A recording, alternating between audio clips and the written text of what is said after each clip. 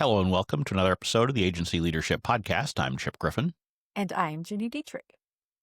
And Jenny, I think that AI is making people crazy. They're losing their minds and acting Yes. irrationally. Yes. Completely agree. Some of the stuff I see online, I'm like, you guys. Take a deep breath. Everyone take a deep breath. Stop clutching your pearls. It's okay. Oh, well, maybe the AI really has become sentient and sentient, and the robot overlords are doing this intentionally to make us go crazy and eat each other alive. Maybe. Although this happened with social media, it happened with content marketing, it happened with blogging. Here we are with AI. Everybody's freaking out. Like, this is cyclical. Everyone's going to calm down. It will be okay. Yeah, I don't know if they'll calm down, but eventually they'll come to the realization that perhaps it isn't what they thought it was, and that it is important, it is useful, it is valuable. It is not something that upends absolutely everything we do every moment of the day, and we need to orbit around it. I mean, it really does remind me of those early days of social media where, you'd see these articles and posts about, oh my God, CEOs, they need to be blogging, and they need to be blogging every day. And I don't care how big your company is, the CEO needs to write those blog posts themselves. Ghostwriting is an evil thing, and we shall not do it. And if we do have it ghostwritten, we must disclose on that blog post or article that this was ghostwritten and not actually written by the CEO, because we all believe that CEOs write their own darn stuff. Yes, that's why I say it's all cyclical. Everyone calm down. It's going to be okay. That said, I happened upon a LinkedIn post by a second connection who's a chief marketing officer, and it essentially said, I'm trying to figure out how to manage my agencies who are using AI and how to ask what kind of discount and how to ask for a discount because I know they're using AI. And I was just like, there is no discount because they're using AI. They're able to focus on other things because of that, and they're able to be more strategic in some areas because of it. But they should not be giving you a discount. Just like the surgeon doesn't give you a discount because the imaging is faster, you shouldn't, like, the same. You're not, just because you're faster at some mundane, laborious task does not mean that you should reduce your fees. Ever. Drives me freaking nuts. Yep, and I would absolutely agree with that, with the asterisk that if, for example, you are being hired to do writing and the AI does all the writing and you don't edit and you don't do anything else, and so you're spending 10 minutes on it instead of 10 hours, you absolutely should be either figuring out how you can do more for the client, correct, or you should be reducing your rates. Yes. Because it is, I love all the talk about value-based pricing, which we talk about all the time. And certainly there are a lot of people who say, well, it doesn't matter if I use AI to do it. They're getting the same value out of it. Well, they are and they aren't, because they could do the work themselves if they wanted to in less time with less cost. And so you're not really creating that value anymore if the AI is doing it totally on its own and doesn't have anything to do with the prompts that you're writing or the management of the whole process. And all of those things do take time, by the way. Mm-hmm. So we shouldn't forget about that, particularly when we're thinking about our own agencies and how we can be more efficient. The time it takes to manage the AI matters. We've talked about this recently. You cannot allow those things to be forgotten about. And so all of that does go into it. But the comments on this post were just otherworldly. And there was another AI post recently as well that I saw. And I mean, so we've got people out there who are like, CMOs want agencies to reduce their fees because they're using AI. We've got a whole discussion around, well, we need to be transparent and tell every possible use of AI that we have and be really clear about it with our clients. This is how we're using it exactly. And this is, and people say, well, you can't do hourly billing anymore because of AI. And so you must go to value-based pricing. And I mean, just all of this stuff. Take a breath, folks. Take a breath. Again, it is a tool. It is a valuable tool, but it is a tool. That's and right. It doesn't mean that you just throw everything out and start over on either side of the agency-client relationship. Yes. Yeah, that's absolutely right. I say this all the time, like in other podcasts that I'm being interviewed on or webinars, whatever. The strategy stays the same. The best practices stay the same. The tools have changed, and the tools continue to change. The tools have changed dramatically in the last 15 years. Use the tools to make you more effective and more productive. But like I said, the surgeon is still going to charge you what they charge you for brain surgery, regardless of how fast the imaging is, regardless of how fast you get your MRI results back. Like, it doesn't matter. Your expertise is over here in the surgeon bucket, not in the imaging bucket. So remember that. Like, the stuff that you can do just because you're faster at creating drafts, or you're faster at predicting outcomes, or you're faster at results reporting, does not mean that the real value in what you provide in the strategy, the creativity, the innovation, the ideas, all of that is what they're paying for. They're not paying for the output over here. Yeah, and we need to take ourselves out of the mindset that the AI is coming in, and so we need to protect what we have. Instead, we should be thinking about how can we elevate? How can we produce more and better results for our clients? How can we be more effective? Not just how do we protect our piece of the pie and keep doing things the way we always have. If you want to keep doing things the way you always have, yes, you will suffer in this new environment. Absolutely. You absolutely have to grow and Yes. adapt and figure Yes. out how this helps you. But that's no different than, as we've said before, back 30 years ago when we shifted from faxes to emails, right? That made you more efficient in being able to communicate with other people. Yes. You didn't have to be on the phone. You didn't have to send a fax or a telegram or any of these kinds of things. And yes, I'm old enough to have received telegrams. So, in fact, when I worked on Capitol Hill, we would get a delivery of telegrams on a regular basis. For real? For real. For real. It was You're still not a way that to old. In the early 1990s, that was still a way that people communicated with Congress. They would send telegrams to express their opinions. All right. I don't know why, but I hate you. Stop. Please vote differently. Stop. I mean, the thing is, today, if you mention a telegram, people are like, "What is that?" They don't. Right. They've never even heard of it. Fax machine, they can at least maybe kind of halfway visualize. Yeah. I was watching a conversation on TV, and there were some young people, and someone mentioned a modem, and that was completely beyond anybody. They didn't have the concept of having to actually dial up to access the internet or things like that. But alas, before we continue to date ourselves by talking about all of this old technology, we need to think about how to use this new technology in order to improve what we are doing. And it is not simply about running around and telling people what brand of shampoo you use because that's how you want to be transparent to your clients. Right? They may ask you how you're using AI, and you might want to have a general conversation about it. Absolutely, yes. But for God's sake, you do not need to be sending them an email and saying, by the way, I used AI to proofread this, or I used AI to create the first draft of this. Those are not things, unless there is some specific requirement in your contract, and please do not agree to those.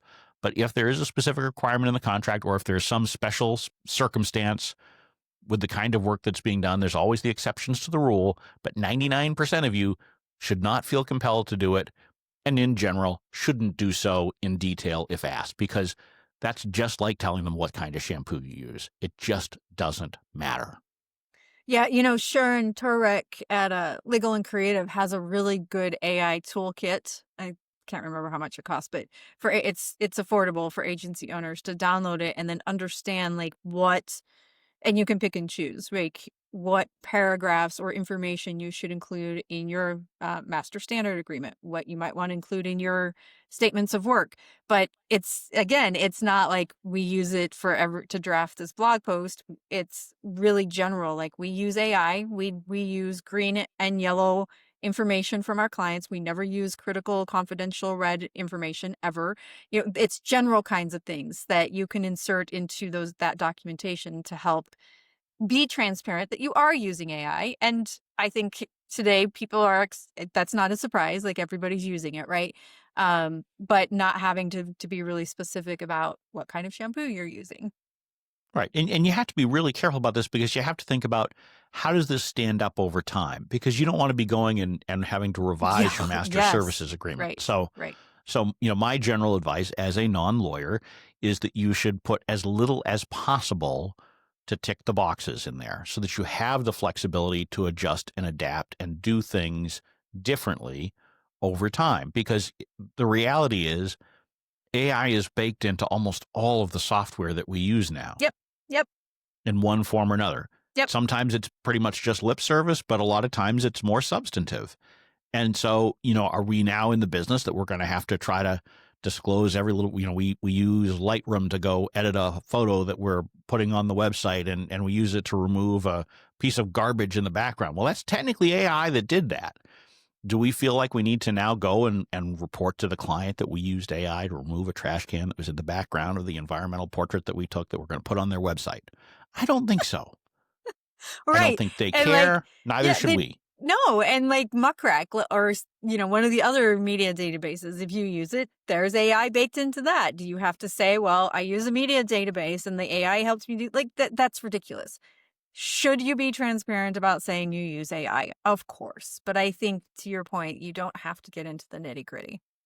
Yeah, I mean, and I think that saying use AI is fine, but getting into the nitty gritty is sort of like explaining to a client whether you're using a landline or a mobile phone to reach out to reporters. It doesn't matter. It doesn't They're matter. technically Right. different technologies. Yeah. The signals get there in very different ways. And I could imagine there's probably some weird client out there who'd rather you didn't use a cell phone because they don't want it going up into the atmosphere and they just want it on the hard line, the wires, whatever. It doesn't matter. So you don't need to get to that level of detail. Again, No, except in absolutely special not. circumstances, which Yes. most of them don't apply to most of you. Right. Yeah. So I would visit Legal and Creative website and look at that AI toolkit. Of course, have a conversation with Sharon if you need something more, because they work exclusively with agencies and are great on that, since you and I are not attorneys. But I do want to go back to the values-based, hourly-based, retainer kind of idea that, okay, so if, let's say, for shits and giggles, we have a client that's $5,000 a month. And in the past, we would use all of that budget on, executing their webinar, taking the transcript and creating social assets and blog assets, putting some money behind paid to amplify it to get more registrations there. Well, now AI can do most of that, right? Does that mean that we should reduce our retainer?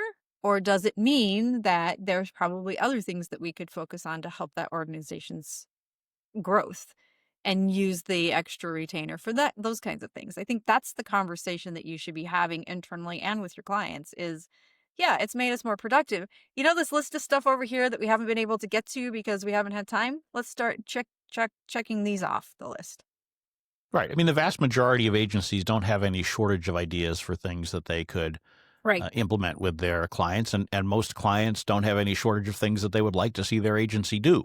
Right. So rather than simply trying to protect what you have and doing the bare minimum to fulfill the existing checklist, find ways that you can continue to enhance and improve. And I think you mentioned webinars, and webinars and podcasts are a great example, because 10 or 15 years ago, it took a lot of work, and you kind of did the bare minimum to get those things edited, produced, distributed.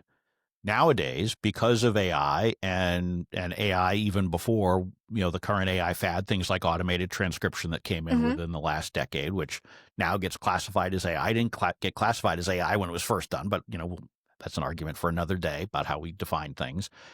If you're able to now produce transcripts, now it's pretty standard for webinars and podcasts to have a transcript available.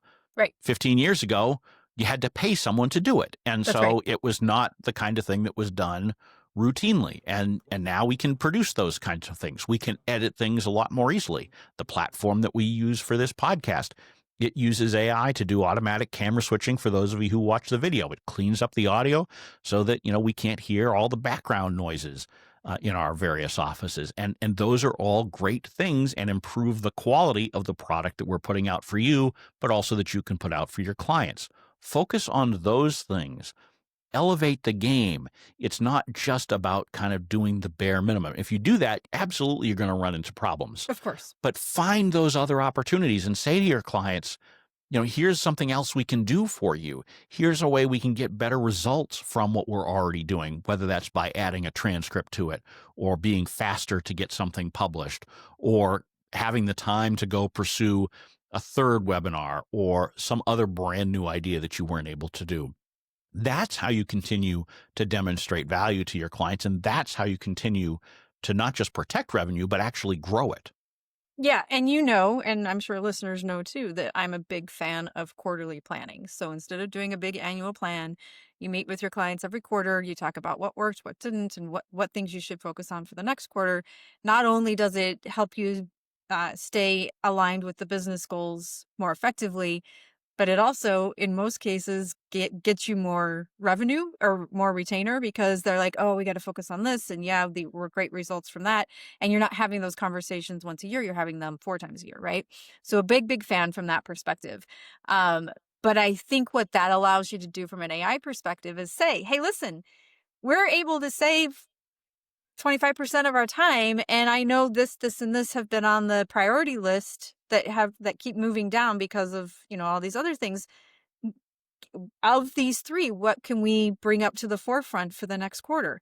And you start to have those conversations where you're part of the business planning and the business continuity and the business workflow so that, you don't have it happens more effectively and you don't have to have the, gosh, we're out of scope or we over service last year. It's a continuous conversation that happens all between all of you, and there's no conflict in it, and it's really strategic, and clients begin to see you more as, someone they can count on without asking you to reduce your fees because you're using AI.